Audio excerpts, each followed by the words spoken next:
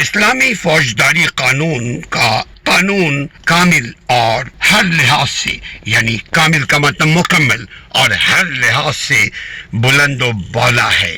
اسلامی فوجداری قوانین بنا کر معاشرے سے جرم کا خاتمہ کیا جاتا ہے۔ اگر خاتمہ نہ ہو سکے، کم از کم معاشرے سے جرم کو کم کیا جا سکتا ہے۔ اسلامی قانون کے دو رخ ہوتے ہیں، ایک عدالت، ریاست، ادارے سزا دیتی ہیں، اور دوسرا اللہ اس کو سزا دیتا ہے۔ اس کے دل میں اگر خوف خدا ہوا، اگر دل میں، اس انسان کے دل میں اللہ کا ڈر ہو، تو وہ برے کام کرنے سے بچے گا، اور اگر اللہ کا ڈر نہ ہو تو برے کام سے نہیں بچے گا، پھر برے کام کا برا انجام، یعنی اس کو سزا ملتی ہے۔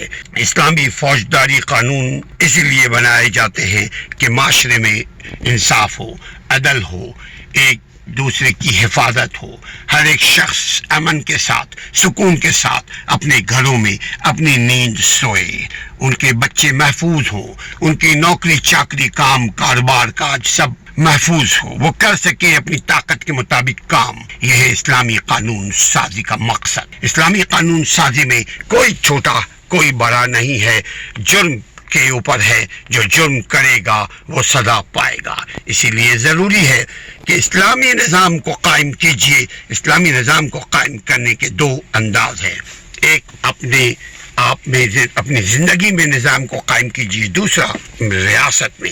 میری زندگی میں اگر اسلامی نظام قائم ہو گیا تو یقین کیجیے ہمارے ملک میں بھی اسلامی نظام قائم ہوگا انشاءاللہ تعالی۔